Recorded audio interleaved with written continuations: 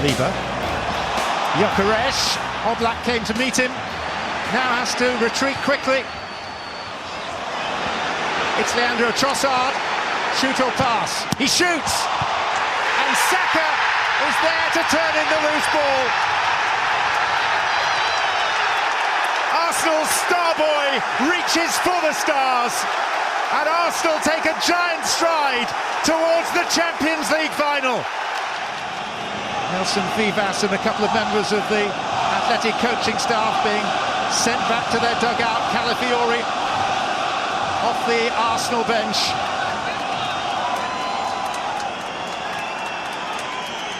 Baena.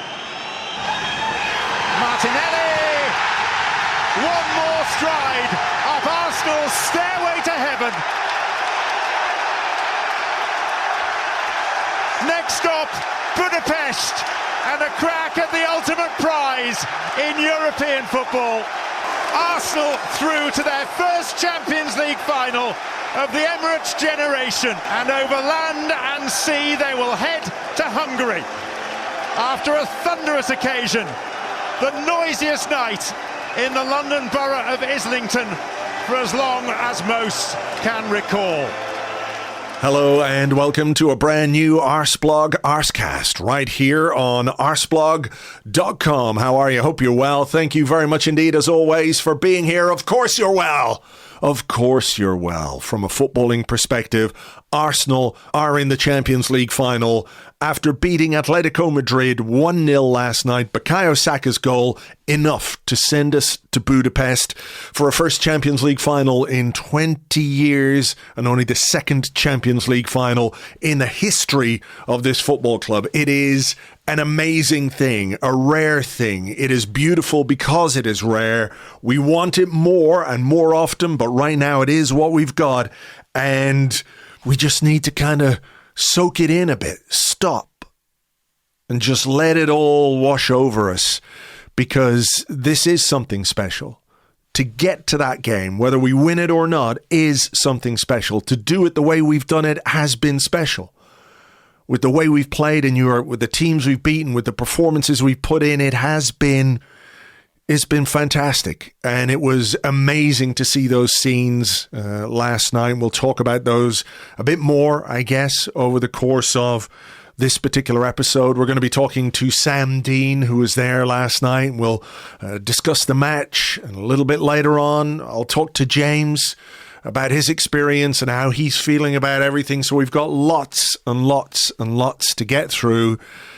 But as a football fan, moments like this and nights like last night and getting to the stage of a competition like the Champions League, getting to this stage is what you dream of, right? It's what you dream of when a season starts. Can we go the distance in this competition, in that competition?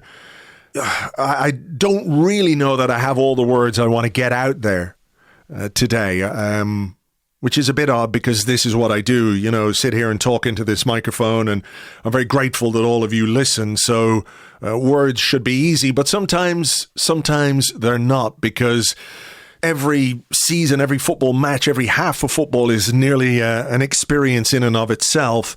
And I think over the course of this season, we have been through plenty of those experiences, and we've been on a roller coaster of a journey, and now it looks like it could end in the most incredible way. We still have work to do, of course, but the fact that we have this opportunity is really something to consider. And I thought about Arsenal fans a lot last night during the game, and all my friends who are Arsenal fans, people who I work with, all the Arseblog team, all my friends who are Arsenal fans and their friends who are Arsenal fans, and everybody I know who are Arsenal fans. I thought about them last night, experiencing that half against Atletico Madrid, that second half against Atletico Madrid, knowing we had this 1-goal lead. And I also thought about the wives and the girlfriends and the boyfriends and the husbands and the partners of those of us who are Arsenal fans, who maybe aren't as invested in it as we are, but for whom this still has resonance. It still has an impact on their lives, because they're sitting there hoping that for us, the fans, it goes the way that we want it to go, because they share our lives and they're part of our lives, and they want what's good and happy and best for us. And by extension, that obviously means what's happy and good and best for Arsenal. So a big thank you to all of those people who are by our sides throughout our lives on a day-to-day basis, but on nights like last night are sitting there biting their fingernails, surreptitiously checking their phones, even if they're not in watching the match.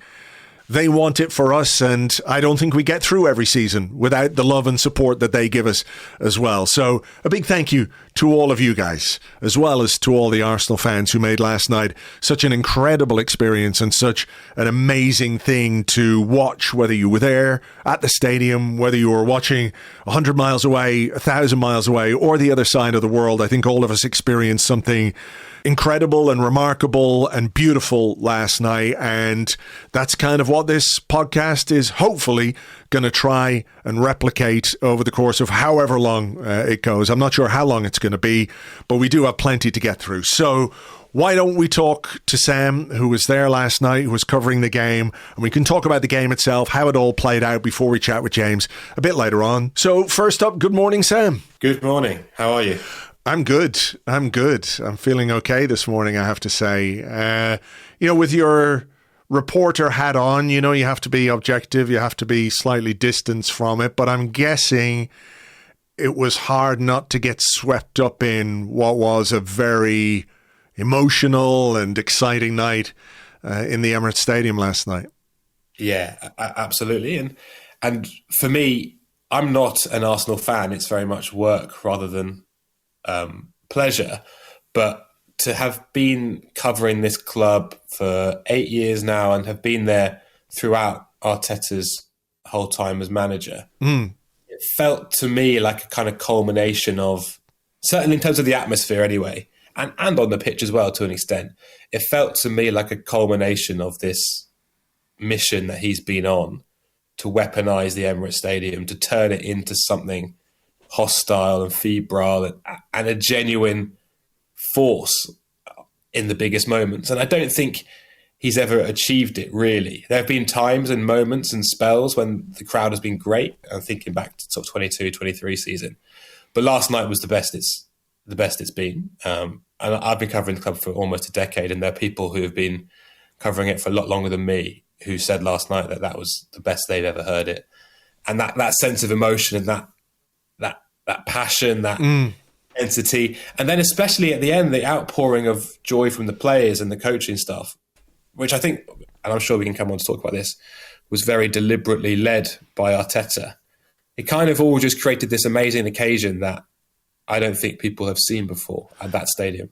Do you think it is something, before we talk about the game, that idea of making your stadium a fortress, right? It's not a new one, right? But it is not necessarily culturally aligned with what we're used to seeing in the Premier League, right? And that idea that Arteta is this guy who wants to maximize every aspect of his job as a manager, right? Whether it's training, whether it's recruitment, whether it's the atmosphere inside the stadium, whether it's, when you guys ask him a question about who's injured or who's available and he doesn't give you any information because rightly, wrongly, whatever you think of that, he believes that managing that kind of information is how he deals with the finest of margins when it comes to the job of manager of Arsenal Football Club.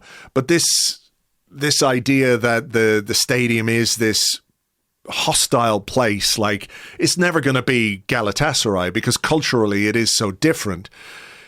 Do you think it is worth expending that energy to make things or to make nights like last night happen? Or is there maybe a sort of a confluence of circumstances which makes last night happen almost organically in a way, above and beyond the fact that it's a Champions League semi-final? Arsenal were boosted on Monday night by what happened in the Manchester City game. They had a great result against Fulham on Saturday. That lifted the mood after what had been a couple of weeks. And you sort of have all the ingredients for something like last night to happen, that regardless of how much a manager says, come on, please get on my fun boat, unless things align, it doesn't necessarily happen in the same way.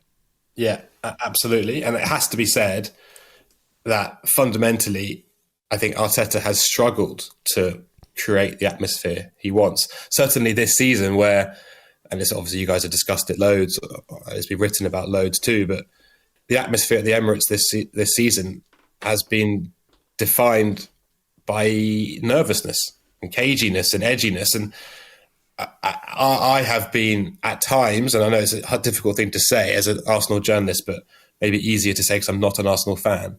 I have been at times a bit disappointed by the response of the Emirates crowd to the way Arsenal have played. And I know that feeling has been shared internally too. And it's not always been easy because you can't tell fans what to think and how to feel. That's, it always needs to be organic. But I felt like, as you say, the confluence of factors, the performance against Fulham, I think the fact that Lewis Skelly played against Fulham as well played a massive part in that atmospheric shift. The Everton City result, of course, the size of the occasion.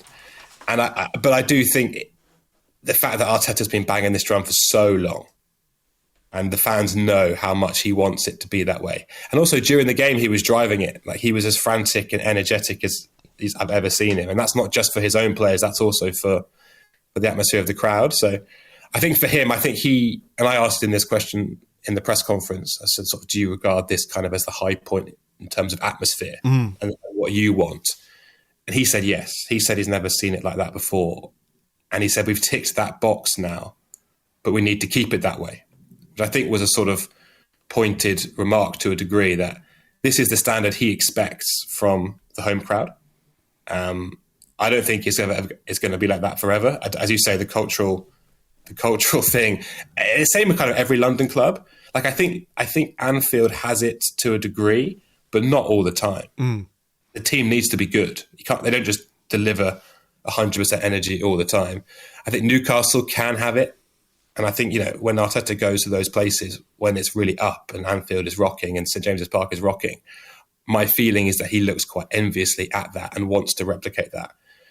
And I think he would have felt last night he did it in a way that he hasn't done before, and that it contributed to the result. And perhaps even the refereeing decisions. We saw in Spain last week how the atmosphere at the Metropolitano, in some people's eyes, contributed to the decision-making by the referees. Yeah. Specifically the Eze penalty being overturned. That could equally be true of what happened last night. It's an interesting dynamic, I think. The focus on Arteta, the focus on the two managers is actually something I want to talk to you about, because I think it's quite fascinating the way the two managers are framed and perceived and discussed in quite distinct ways, despite some similarities in what they do and how they do it. But let's talk about the team. And I think what again might have been a contributing factor to the atmosphere last night was it was unchanged. And that felt like Mikel Arteta, it's too simplistic to say he's operating on vibes, right? He is a guy who's meticulous in every aspect of his game. And a lot of the time, the decisions he makes are, I think, head over heart. Sometimes to his detriment, because, it's a tough job and you have to make these decisions and they're not always easy, and sometimes they don't work out. But I think last night, certainly discussing the game beforehand, on our podcasts and with other fans, there was an expectation that, okay, Lewis Skelly did really well against Fulham, but he was there to give Zubimendi a rest. And in a game of this magnitude, with his experience as a Spanish international who knows Atletico Madrid maybe better than anybody else on that Arsenal team because of all the time he played against them for Real Sociedad, you're thinking, well, that's a change that makes sense. And, if you want to keep it tight in a gritty semi-final against Atletico Madrid, Piero Hincapié is the guy who's going to play at left back because he brings that bit of, aggressive dog that Calafiori operates in a slightly different way, right? So you sort of talked yourself into changes that you expected, but then it's like he's just gone with the same team because it was so good against Fulham and the impact of that team was so good. He's sort of like, I'm riding this wave for a little bit and see where it goes. So I'm curious as to what you thought about that team selection. Yeah, I don't totally agree. I think over the past couple of years, more than in his first few years, Arteta has been more willing to trust his gut instinct and to roll the dice a bit. And as you say, we know he's a manager who's incredibly meticulous and looks at the data, is obsessed with that, and finding the tiny margins needed to win games. But also, I think sometimes he does trust his heart. And I think a good example will be bringing on Dowman against Everton, for example. And he just sort of chucked him in and said, go for it. And I felt like that team selection last night was a go for it kind of choice. It was front foot, it was bold. And I think that contributed a lot to A, the way the team played, and B, the way the crowd responded. And obviously both those two things were hugely important to what happened last night. But yeah, I feel like he's adding that to his managerial repertoire, that willingness to trust instinct rather than the science, maybe. Sure. To be a bit more romantic and a touch more emotional. And it felt like that kind of pick. I mean, my worry when the team news came out was that he was almost overstating the importance of beating a very understrength and ill Fulham team. And I thought, yeah, they were great against Fulham, but Fulham were really bad. I thought it's a very different sort of thing, a different challenge. And I mean, to start Lewis Skelly in what was now his second ever start in midfield in a senior match on that occasion against that opponent was a really bold, brave call. And I think it is basically a really nice riposte to those who say that Mikel's too cautious. I think he can be too cautious. And yeah, there have certainly been occasions this season when fans have understandably been calling for a bit more attacking ambition.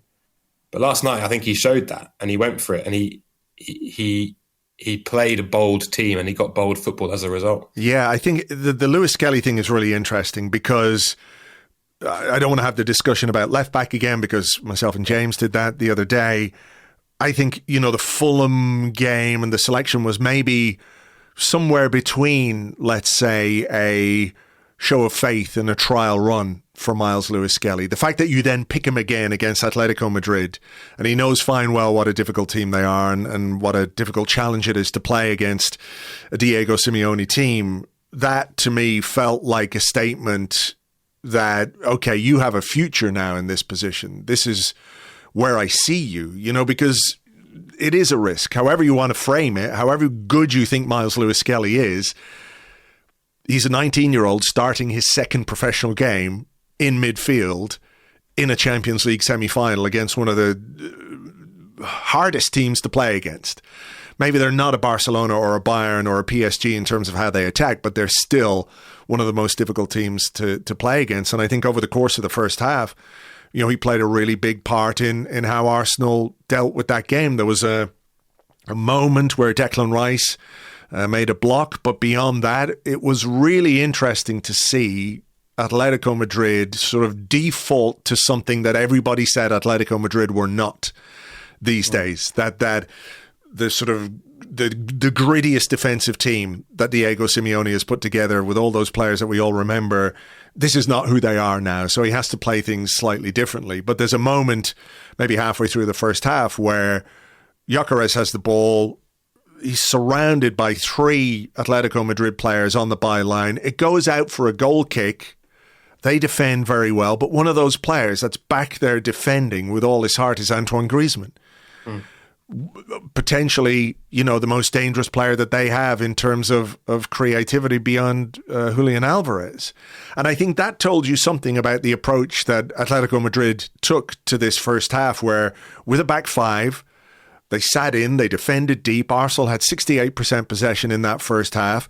It was as cagey as I thought it was going to be.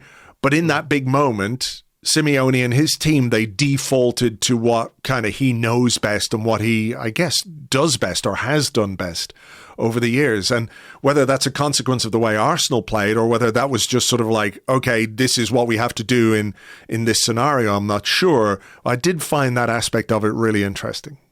Yeah, I agree. And just quickly on Miles and your point about show of faith versus trial run, my feeling is that if you'd asked Arteta at 4:30 p.m. on Saturday, so an hour before the kickoff against Fulham, if Lewis Skelly would play against Atletico Madrid, he would have given you a 0% chance.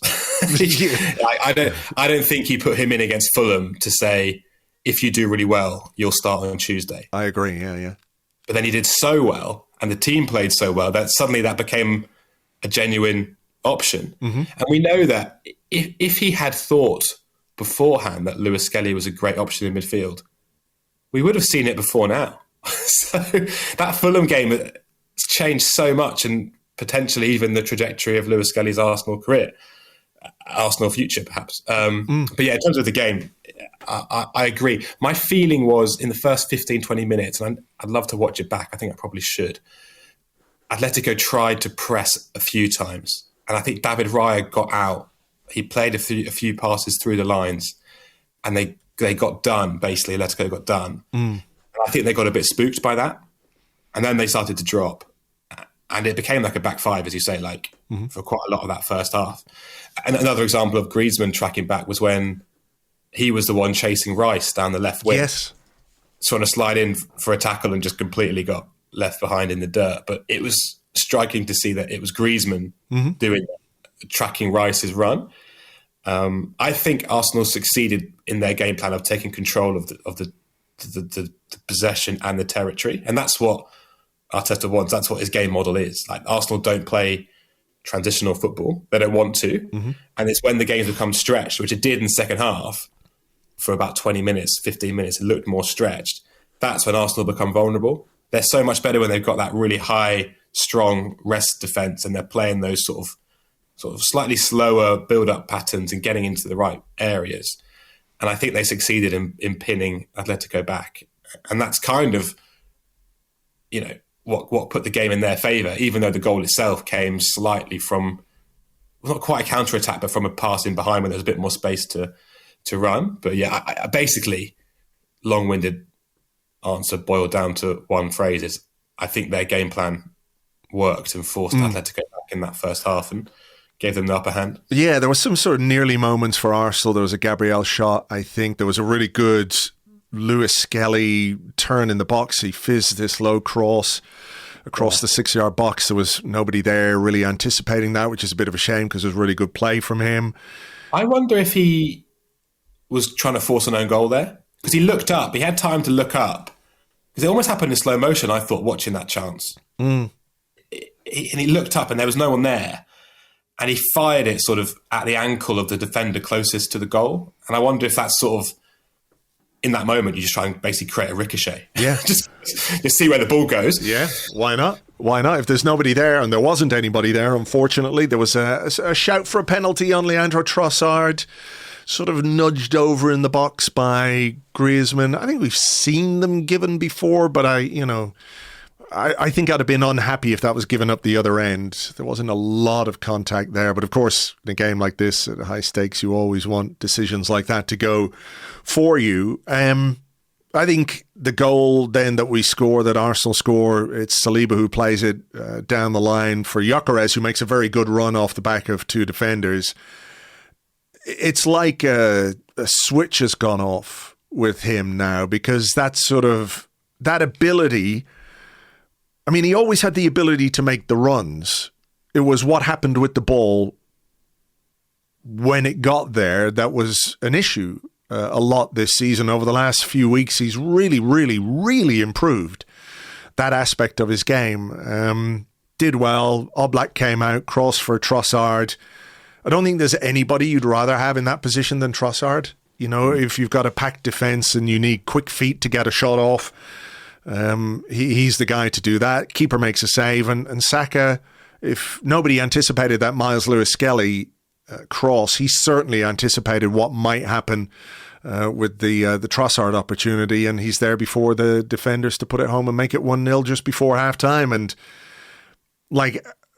there's a discussion, I want to ask you about this, there's a discussion to be had about, the strengths and weaknesses of the teams that remain in this Champions League, and you probably say that Arsenal's is more defensive than either Bayern Munich or PSG. They have greater attacking talent, but I do think it is probably telling that Arsenal's, on paper anyway, most potentially elite attacker was the guy who got the goal that sent Arsenal through to the Champions League final. Yeah, and it was also the most romantic scorer. Sure. And I think Arteta said this on one of his post-match TV interviews that, like, of all the people to score that goal in that occasion, it's great that it's Bukayo, because he's been there obviously the whole time. He's come through this journey with Arteta more than anyone. He's played more games for Arteta than anyone else, and it was fitting that sort of on the greatest night of Arteta's managerial reign, it was the player who he's sort of developed the most, built the most, done the most for him, who scored that goal. I do wonder if Saka could score that kind of goal more frequently. I don't think he's ever going to be a sort of 30 goal a season poacher type forward. I don't think that's in his kind of psyche, and that's fine. But getting in at the back post and scruffing one in, that's lovely stuff. Do that more. Yeah. Arsenal, and this is part of the reason obviously they signed Gyökeres in the summer, is that they've struggled at times to score that kind of goal. There were signs last season, I remember at the start of last season, of Saka getting in the back post more and sort of attacking crosses and being a bit more willing to sort of get in the 6-yard box. But I've not seen it a huge amount this season. And I thought just getting a poacher's goal is kind of what you need from a forward. Yeah, just before half-time as well, which I think is everybody talks about it being a very obvious psychological factor, but I think it's true. Yeah, absolutely. And it just gave that, as it was against Fulham, when the second and third goals came late in the first half, it just changed and just boosted that swell of goodwill and good feeling and sort of joy that was going around the Emirates.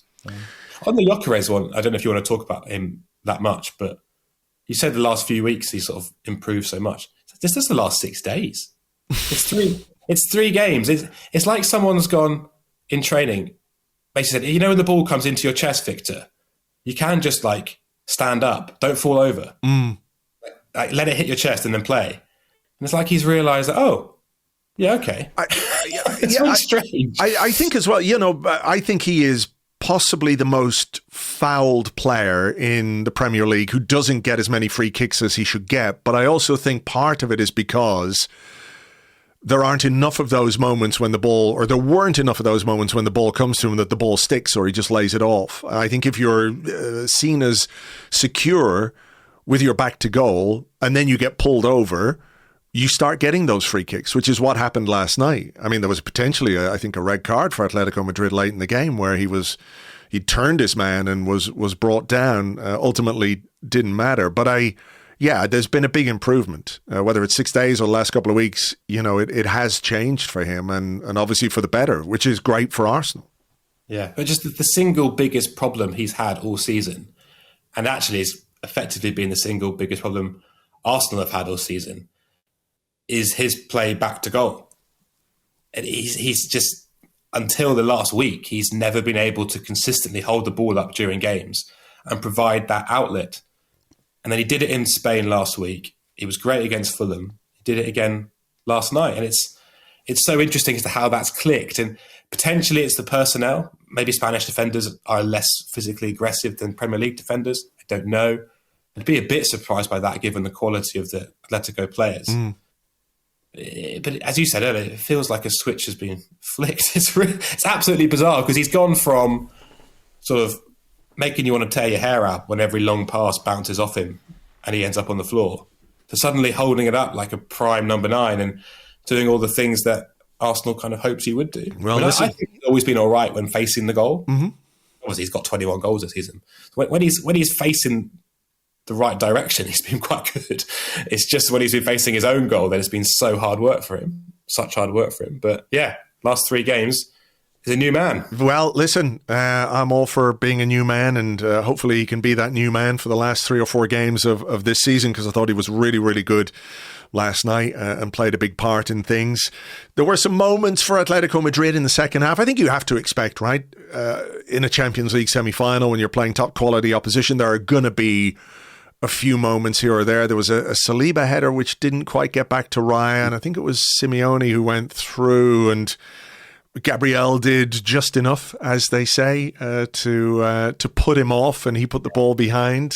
He didn't seem particularly happy about it.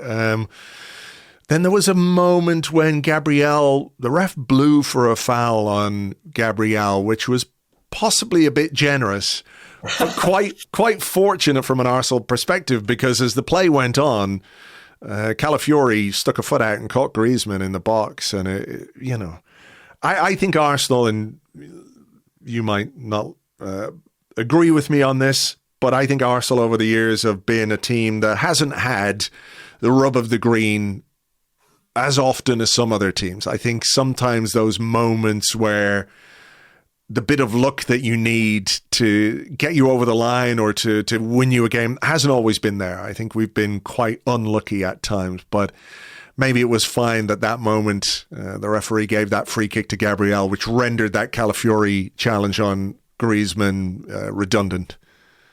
Yeah, I feel like Arsenal got lucky on that one. And actually, and this is not a criticism at all, but if you look at the sort of VAR errors this season and the sort of the KMI panel, which I'm sure listeners love to hear about from Dale Johnson on Twitter, I think Arsenal have actually technically had the most sort of wrong calls in their favour this season. And that's the kind of luck you need sometimes. Like if they get over the line in the Premier League, that will be a tiny percentage of the reason why. And that's football. And City had that for a few years. I remember a Rodri handball at Everton they got away with. So like that's kind of, you need a little bit of run of luck sometimes. And the whole debate of, it evens out over the course of the season, I don't really agree with that. Sometimes you just have a season when you get a few things more in your favour than other seasons and you have to capitalise. But yeah, certainly it felt to me like the foul given on Gabriel was quite soft. And it definitely was a foul on Griezmann by Calafiori. I'm quite surprised, and I need to listen back. Did the referee blow his whistle before Griezmann went down? I think so, yeah. I think so. They couldn't review it then, effectively. Yeah, I think that's what it was. I'd have to watch it back again, but that's my sense of it from last night, from the way it played out, yeah. If he didn't blow the whistle for the first foul, in his eyes, on Gabriel, then VAR could have come in and said that's not a foul, and the Griezmann one is. So that was perhaps a little bit of fortune there for Arsenal. The Gabriel Simeone one, when it looked for all the world like he was going to score, I think Gabriel has done so well to stay just on the right side of not fouling him. Yes, agree. It's really hard to not foul him at that point because you're right behind him and the ball's right there, and any touch he's going to go down. But he just sort of had his legs and body in the way enough, or they're close enough to Simeone to stop him getting that shot away without fouling him. Yeah. And if he did that 10 more times, it's either a red card or a goal 9 out of 10 times. I agree. I also think Simeone is just slow in getting the shot off. I think as he steps inside Raya, I'm just looking at it again here. Does Gabriel get a little touch on him? But just very slightly. It's sort of his leg goes around him a little bit, but doesn't necessarily foul him. But it's a big moment. A big moment. I think you're right. Like 9 times out of 10, that ends up with a foul and probably a red card. Yeah. Or a goal. Or a goal. Yeah. So listen, fine margins. I mean, Atletico Madrid got away with one as well when Nketiah played an amazing pass, first time pass maybe, I think, to Gyökeres on the penalty spot. I think he should score. I think he's the kind of striker who would be dreaming of that kind of chance. Going into a game like this, just put it on a plate for me, put it over the bar. Hopefully he's just saving his goal for the final. But it was one of those you couldn't help dwell on as the game went on. That if it's 2-0, I think that's game, set, match, really, given how well Arsenal can defend. So it was one of those where I was like, I hope that doesn't come back to haunt us. Yeah, that was a great cross by Nketiah, who I think most fans would agree is not as good attacking wise as Calafiori. And obviously, you discussed left backs with James this week. But that was a great cross, and the difference between those two left backs is that Nketiah quite likes that overlapping run and then the in-swinging cross, the kind of Kieran Tierney-esque delivery. Yeah. Whereas Calafiori is more likely to pop up sort of in number 10 position and try a back heel. But yeah, it was a good chance for Gyökeres. I think the way the ball was bouncing and skipping up at him, I think it was a hard chance. I think an elite level striker buries it, but I don't think that's what Gyökeres is. But equally, he did a great job for Arsenal last night, has done in the last 3 games. Mm-hmm. And also, just one more thing on Gyökeres. I know we've already discussed him, but it's such a interesting element of his season that this run of games has come after he was dropped. Because Havertz came in for City and for Newcastle. And to me, it looked like Arteta had decided that Havertz was going to be the guy now for the rest of the season. And then obviously the injury happens and Gyökeres is back in. And that's now triggered these best performances of his season. So it's a strange game, football, and the emotions of it and the pressure of it. And I just wonder how much basically being binned off for 2 games contributed to what we're seeing now from Gyökeres. Yeah. If that is what happened, then Arteta's kind of got lucky. Well, no, maybe it's just maybe it's just something that Gyökeres deserves credit for. You know, the response to being dropped and the fact that the door opened again for him. You know, maybe give him credit for stepping up. I want to fast forward towards the end of the game and the final part of the game, because once we start going over 80 minutes, you know, substitutes on both sides. Atletico are pushing. It's starting to get frenetic. It's starting to get tetchy on the sidelines. You know, the crowd, I think what was really interesting about this, they kept cutting to the crowd in the last 5 or 10 minutes of the game. And there have been games, I think, at this stadium this season where with a 1-goal lead, Arsenal fans are kind of biting their fingernails or sitting on their hands and they're frantic with worry. Yeah. What was so fantastic about this was like fans were singing and waving the scarves and they really, really believed that Arsenal were going to do this. It wasn't maybe the prettiest football anybody's ever seen, but I thought this is where the sort of framing of the 2 managers comes into play. Like you've got Arteta and Simeone. You've got Gabriel Heinze and Nelson Vivas. I don't know what people are expecting to happen on the sideline when these men are there, right? Because they're fierce competitors. They want to win, and they want to win by any means necessary. And I think Arsenal's biggest strength is defending, or the defensive quality. And I think, you know, the 2 centre-halves were brilliant. I thought Rice was brilliant. I thought Ben White had his best game in a long, long time. He was really, really good last night, and I was delighted to see that. But when you get to this stage of a game, you know, if it was the other way round and Arsenal were losing 1-0 and it got scrappy and a bit grotty and disgusting and, you know, there was people running up and down the sideline, I don't think we would hear anything other than people talking about Diego Simeone, the old master, the old tactician. He makes you play the game he wants to play. This is how you do it. This is how you grind your way to a Champions League final. Why do you think Arsenal are not afforded that level of, I don't know if goodwill is the right way of putting it? When it's Arsenal, it's framed as, well, this is not how you play football. I was watching last night on Premier Sports in Ireland. They had Kenny Cunningham and Damien Duff on, and like I literally had to turn it off because they were so dismissive about the way Arsenal played. Wow. Is this not a sign of a team that over 3 years in the Champions League has made real and tangible progression because they play the game to win, right? If Arsenal went out and were cavalier and said, well, go and try and score a second and a third, you wouldn't be able to move for people saying, well, they're stupid, they're naive, they're this, they're that. That's not how you play the game. If you want to get to the Champions League final, you've got to do it this way. This is a Diego Simeone. That's how you do it. But when it's Arsenal, the manager, the players, the approach is not afforded that level of goodwill, I think is the way I would put it. And a lot of it comes from players who have an ideal of football in their minds that they were never capable of producing themselves anyway. So it's really weird to me that you can't look at players like Saliba and Gabriel and Rice and White or see the discipline and organization of this Arsenal team and not look at it as something to appreciate. It's not easy to do what Arsenal did last night. Yeah, I agree with you on all counts. I would add as well that I find it laughable how much sort of stick Arsenal get for things like being good at set pieces, when the Arsenal I kind of grew up watching as a non-fan were consistently derided for being weak at set pieces and for being soft. Mm-hmm. So it's clearly just a bad faith argument. Yes.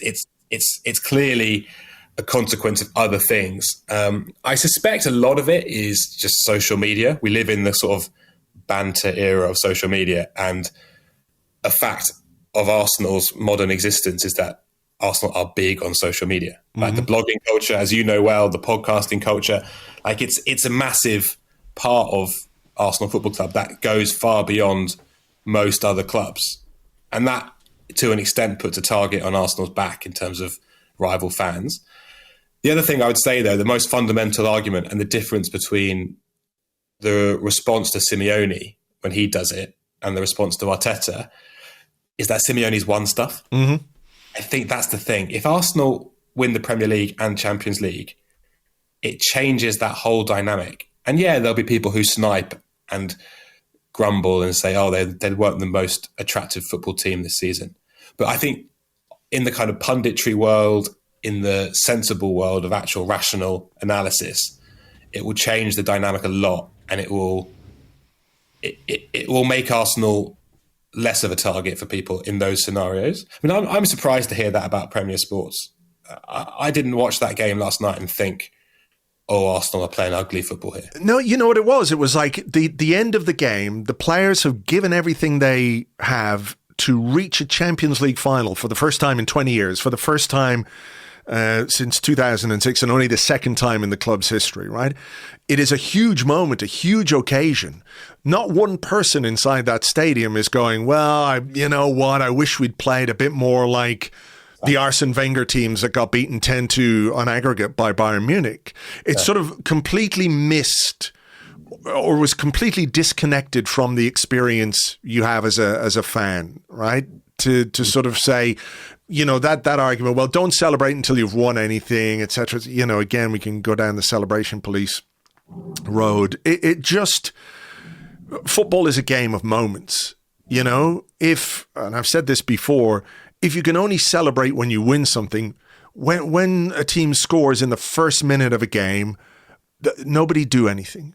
Nobody celebrate. Just a quick handshake back to the center circle. Fans, don't celebrate. Don't celebrate that moment. Don't celebrate that goal, because there's 89 minutes now for the opposition to score. It's, as you say, a completely bad faith argument. You know, it really is. I mean, there's a clip doing the rounds this morning on social media about a presenter on ESPN talking about, well, how much did the way Mikel Arteta behaved make you want to go down there and punch him in the face? And you're thinking, well, Diego Simeone, like him, loathe him, respect him, whatever, that's how he acts. That's how he behaves. And you're right to say probably he's got the luxury of having won things for Atletico Madrid in the past, and that gives you maybe a measure of respect, perhaps, that's missing for Mikel Arteta from certain aspects of the media. But I've never heard anyone talk about going down and violently assaulting the manager of a football team because he is passionate and wants his team to win, in exactly the same way as the opposition manager is behaving beside him and behaved last week, as you saw in Spain, you know, around the penalty incident and everything else. It's crazy. Yeah. I think the contrast with Simeone and the discussion around it is really interesting.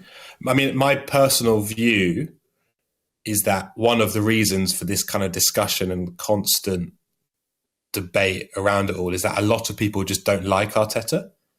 They don't like the way he acts on the touchline. They don't like the way he talks. I think a lot of it comes back to the Newcastle game a few years ago and the 1-0 defeat and the rant about the referees and the disgracia element. Yeah. I think that was really damaging for his kind of perception and PR for the wider world. But that all that stuff should also apply to Simeone. Yeah, Simeone is kind of seen as this kind of roguish figure who's always been like that. That's just Diego for you, you know. Yeah. Whereas I think people kind of in a way, have higher expectations of Arteta, perhaps because of where he came from, working with Pep Guardiola, and perhaps because of Arsenal's history with Wenger and the way they played football and the expansive nature of it, and Wenger's own approach to touchline behaviour. But frankly, who cares? Arsenal fans only care about what happens if they win. And that's also all Arteta cares about. Like, his job is not to make friends with like Liverpool fans or Newcastle fans or people observing him from ESPN studios in Pennsylvania. His job is to win games for Arsenal Football Club, and he believes this is the best way of doing it. And he is currently doing it better than anyone has done in 20 years. So you can't really argue with it. It fascinates me. I do, at the risk of repeating myself, I do think winning the Premier League and or Champions League changes the dynamic. Like, I think when Mourinho came to Chelsea, for example, I remember his first season, there was quite a lot of sort of, they're very good defensively, but they're a bit boring. But then when he won it, having said I'm going to win it, then he won it and won it again. It became a sort of like, oh, well, that's Jose. You know, that's Jose for you. He sets up his team in a defensive way and wins 1-0, beats you on the counter-attack. What a class approach. So I think once you've got that medal around your neck, people look at you differently. And I think that will happen with Arteta. Hopefully. Just finally, you know, as a neutral observer, albeit one who is invested, obviously, in the way the team. Yeah, no, genuinely, you know, you can't cover a club for 8 years and make the relationships that you've made over the course of those years with people in the club, outside the club, around the club, you know, fans, random podcasters, and all the rest.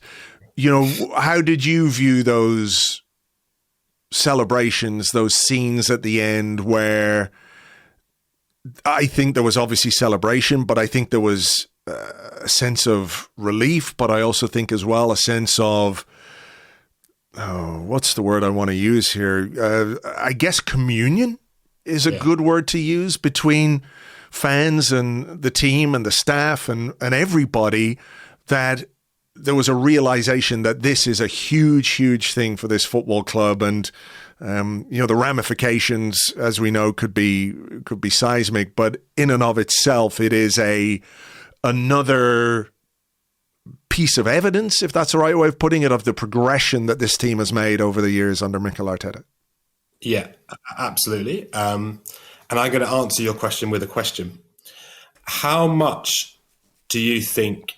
So I think we could both agree that Arteta drove a lot of those celebrations on the pitch. He was the one who grabbed all the players together and ran them all.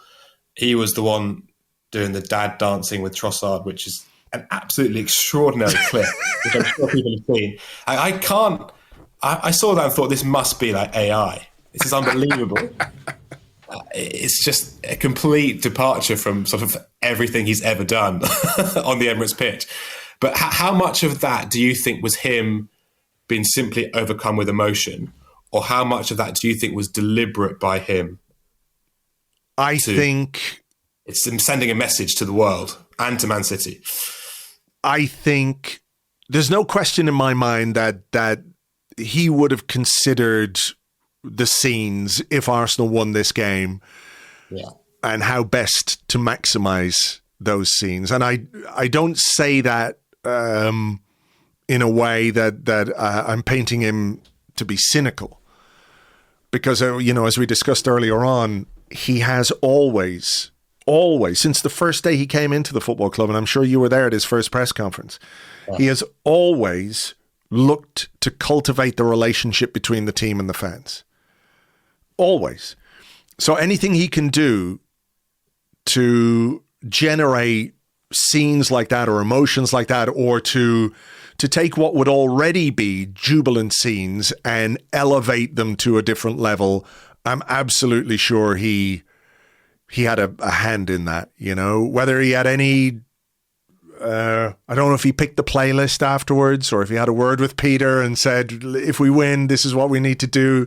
I don't know if he went to that kind of detail, but I'm absolutely certain that he was determined to make this as big as he could make it, because it has a ripple effect on how everybody feels. Yeah, I agree that the word cynical is the wrong word. I think I would use the word calculated. I totally agree that I think he saw that. Of course, he was buzzing and flying and delighted to have won. And it's an outpouring of relief and all that removal of the stress of 90 minutes. But B, I think he saw the opportunity there to say, okay, so to extend the fun boat metaphor, he spent most of the season saying, guys, get on board the fun boat. Last night was the moment the fun boat set sail.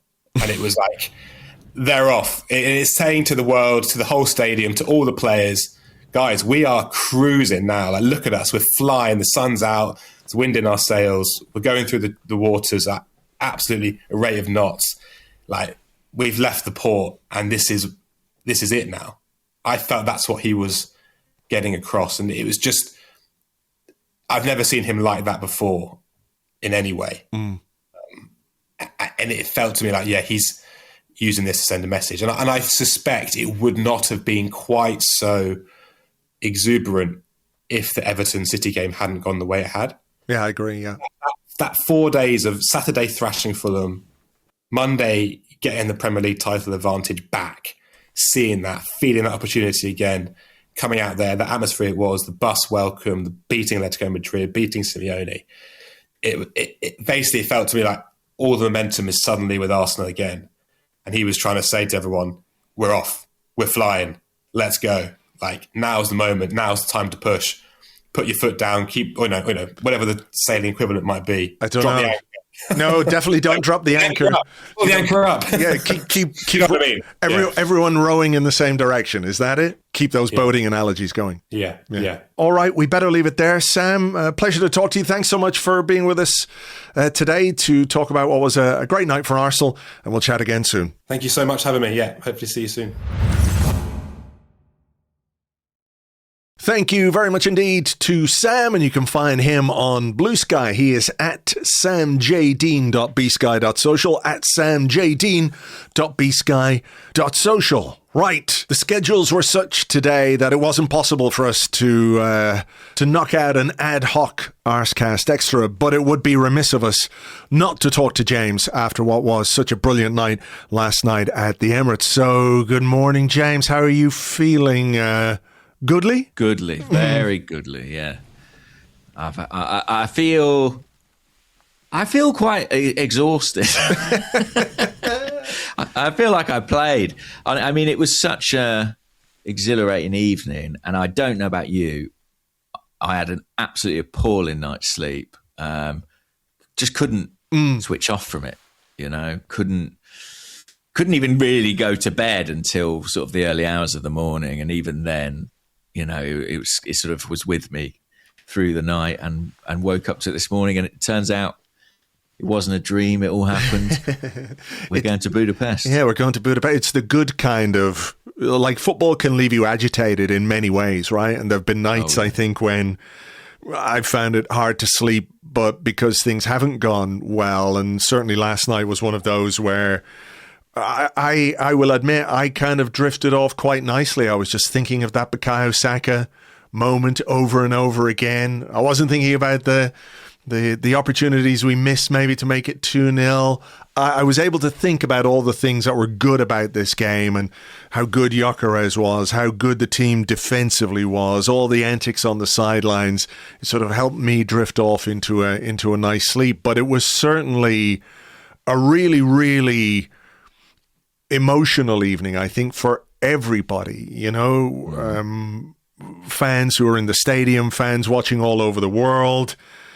I think this, I don't know how to describe it even. I feel a little bit emotional now this morning, just trying to think about it and put it into perspective, because, you and I have been doing this for a long time and talking about Arsenal for a long time, writing about Arsenal for a long time. This is only the second time in our experience of doing this, and the second time in the history of this football club, that we have made the Champions League final. And I think to have got to this point, whatever way the journey has resonated with you listening to this podcast, whatever way that journey has resonated with you over the course of this season, we have something to enjoy and cherish and relish, and to really, really bring everybody together at a time where I feel like it's just the right time for everybody to be united in this sort of common goal to see Arsenal make history, I guess. I couldn't agree more, Andrew. I mean, yeah, I think we do have that perspective on it. We were both in Paris in 2006. Yeah. 20 years ago. Probably took about 10 years for me to get over it, I would say. Too soon. Still a game where, like, if the highlights ever flash up, I sort of immediately have to leave the room or slam the laptop shut. Mm-hmm. So I kind of put all those feelings away in a box, you know, like deep in my chest of kind of Champions League finals past. And I think I'm ready to open the box, Andrew. After what I saw last night, I'm ready to face this again and enjoy the honour and the privilege, really, of Arsenal being Champions League finalists. And listen, I'm happy for me. Don't get me wrong. Like, I am delighted for myself as a fan. Myself, yes. Yeah. But I really was last night quite overcome by, you know, those players, that manager, everyone associated with Arsenal. They've made a lot of people very, very happy. And I thought, like, what a beautiful thing to bring that level of joy and elation to so many people all around the world, and everyone who's played even a small part in that, you know, deserves to be commended this morning. Yeah, and it's hard not to think again of, you know, the wider fan base as well. If you're happy for yourself and I'm happy for me, and we can be happy for everybody as well, because I think we know what it means and what it means to the fans of this football club, you know, who we've gone through some stuff. And that's true not just for Arsenal fans. Any team, any supporter goes through stuff with their football club, but we've had a lot to contend with. And, you know, it's really interesting, isn't it, to reflect on the shifting moods, the shifting sands of this season, and what an experience it's been. And hopefully it's one that ends up with us being able to look back on this journey with, you know, real pride and happiness, and we can put this season down as one of the best any of us have ever experienced, and maybe potentially the best any of us will ever experience, you know, depending on your age, of course.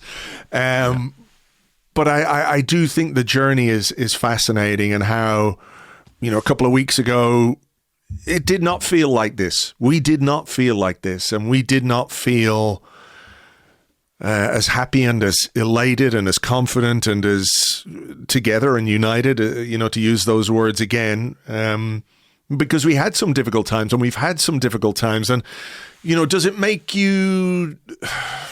I don't know. It's hard because everyone's feelings are genuine, right? You know, I'm talking for normal, decent people, and not certain people who present a facade via the media. I think for Arsenal fans, what you experience is really, really genuine, and it's not unfair or unreasonable to say that you've had some highs and you've had some lows over the course of this season. I don't think that's unreasonable at all.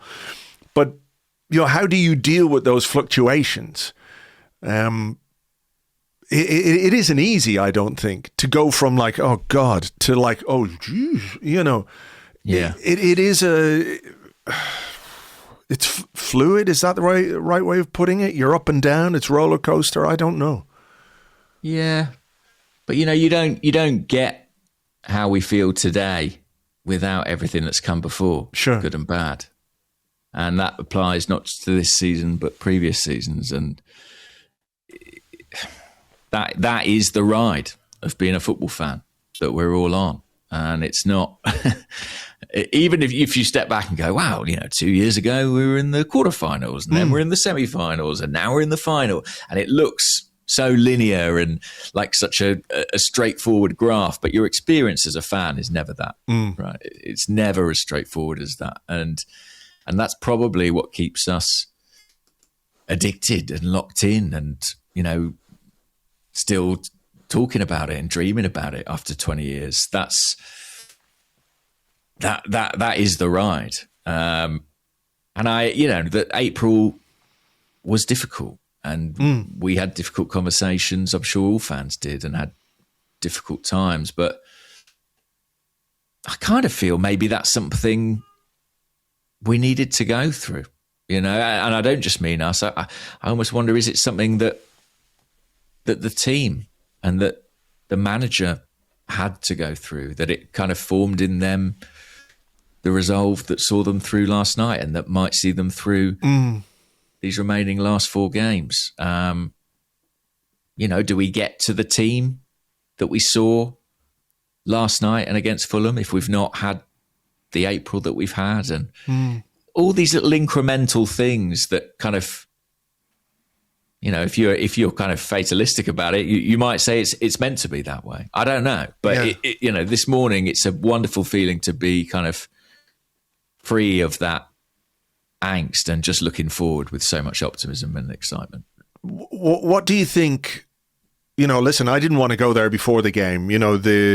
The fact that the Premier League is back in our control after what happened on Monday night, I think was, a boost, not just for the fans, but for the players as well, going into this game.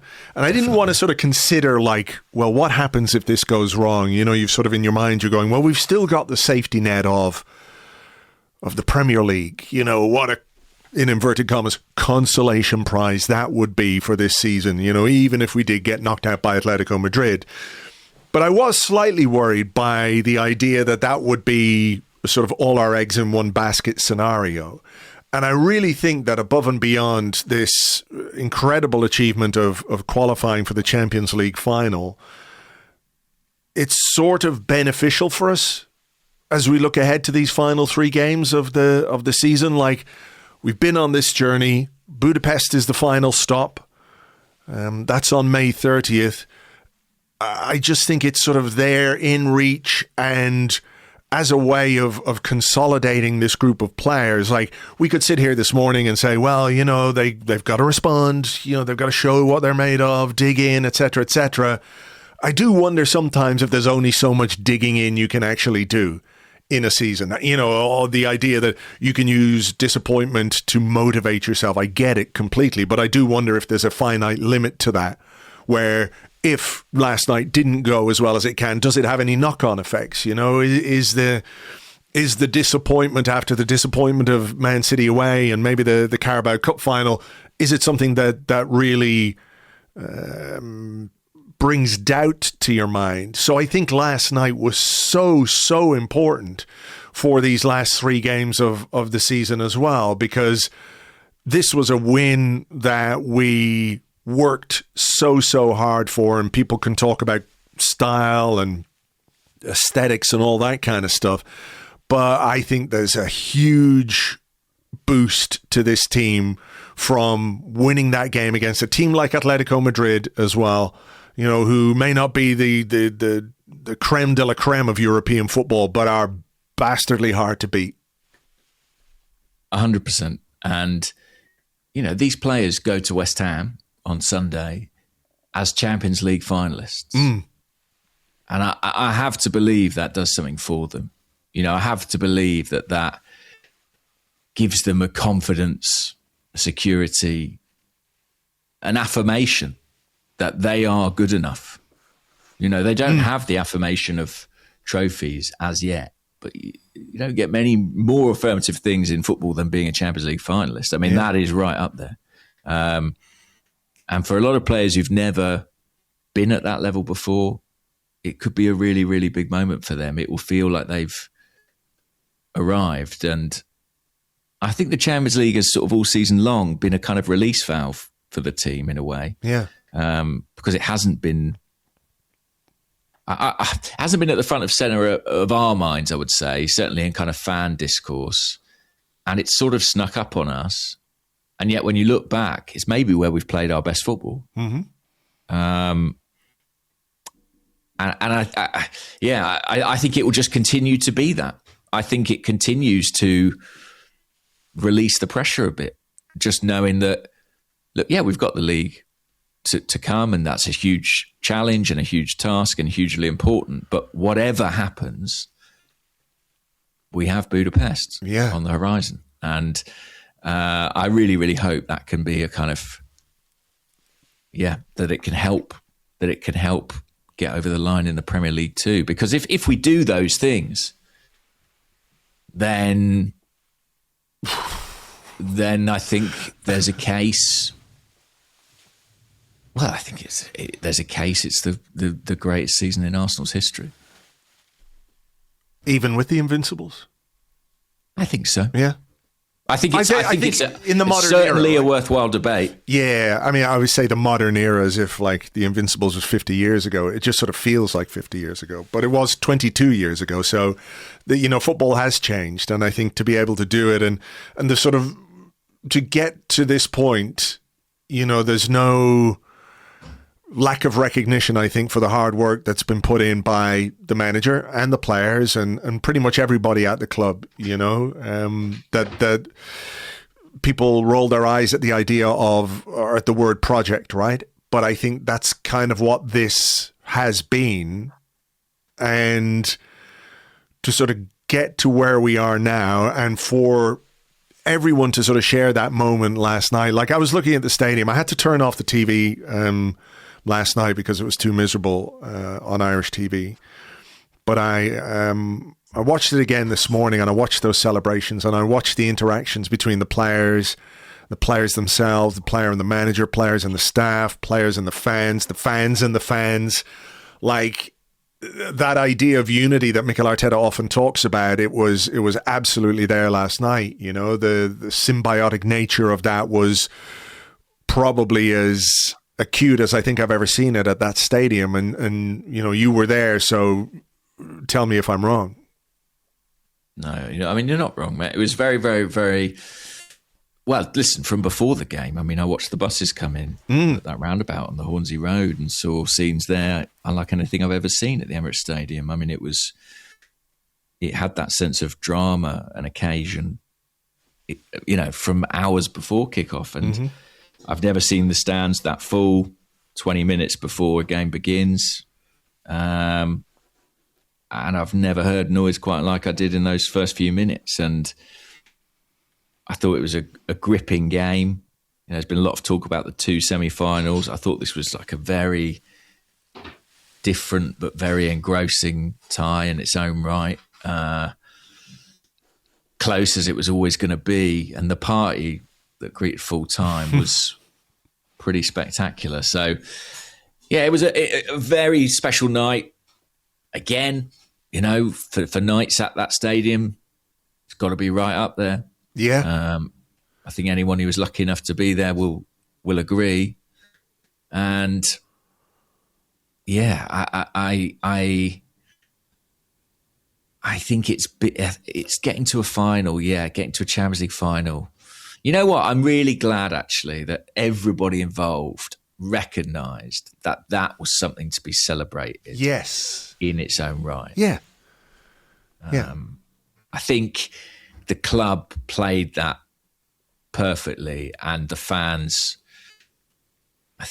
were determined to have a party whatever happened. So, and that's quite right, because also, it's getting to a first Champions League final in 20 years. It's a huge deal, only the second one in the club's history, but it's also just building that sense of unity that you mentioned and togetherness ahead of what remains of the Premier League. I mean, I think it's going to be as crazy in that stadium when we play Burnley. Hopefully, and who knows what kind of state the Premier League will be in at that point. It could be, depending on other results, and if we do our jobs, it could be, a huge Monday night. Although it should be Sunday afternoon, but we won't go there. So yeah, what's your plan for the day? Just to sort of coast through on this cloud of emotion and see where you end up. I think so, mate. I think so. I mean, I just to enjoy it really, just soak it all up. I mean, I was in the ground, which was fantastic, but it does mean I've got the benefit of being able to go back and watch lots of replays and look at some of the brilliant photography and imagery and just soak it all in. I like that we played on the Tuesday night. We've actually got a bit of clearance between that and West Ham, which I think is really beneficial for the team as well. So yeah, I reckon I've got about a day or two of this, of basking, and then attention turns to Sunday. Yeah, we've got to let ourselves enjoy this in the moment, because moments like this don't really happen that often. You know, as we said, this is only the second time in the history of Arsenal that we have made the Champions League final. So it is something to be celebrated. It is something to be enjoyed. And I don't know that any Arsenal fans today really need to be told that, because I'm sure they're experiencing it in the same way that we are, but it's worth mentioning all the same. Right, you have to go, so thank you for popping in on this one, and we will talk to you obviously on Monday after West Ham. Enjoy the day and enjoy all the replays and pictures. Yeah, you too, man. Bye-bye, guys. A giant step forward for Arsenal. Another setback for Simeone, who leaves soaked and defeated.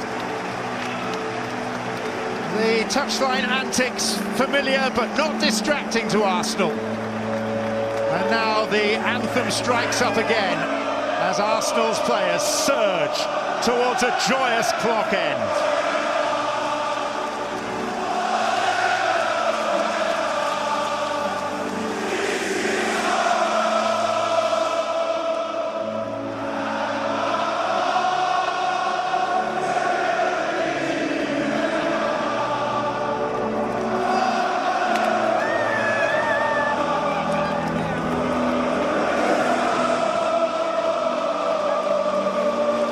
There's an example of how you manage a broadcast when a football club, a football team and its fans are enjoying a moment, a special moment at the end of a game which was hard fought and which has brought the reward of a Champions League final. Sometimes you don't have to say anything at all.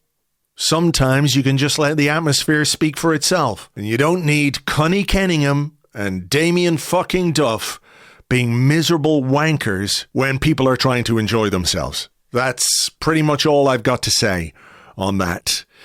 So look, I'm going to leave it there. I'm going to get this podcast out to everybody, because after a night like last night, everyone wants to listen and enjoy and relive what was something special and amazing. So it only remains for me to say thank you to everybody, as always, for being here, for listening, for downloading, for subscribing, for sharing, for all of it, for being on this journey, not just this season, but all the seasons, the 20 seasons since we last made it to a Champions League final. I know there are people out there who've listened to every single episode along the way. Thank you. No matter how long you've been with us, nights like last night are special. Nights like last night should be enjoyed and remembered and cherished.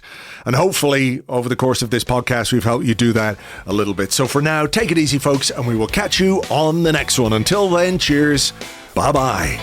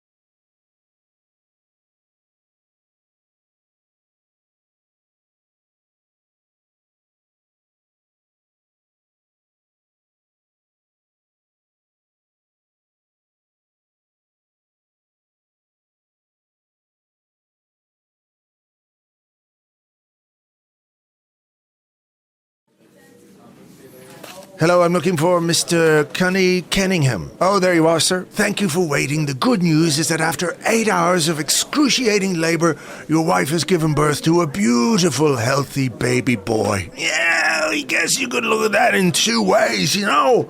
8 hours of labor, it's hard going, you know, really put in the effort, but It's not really an efficient way to have a baby. You want to be doing it quicker than that, you know?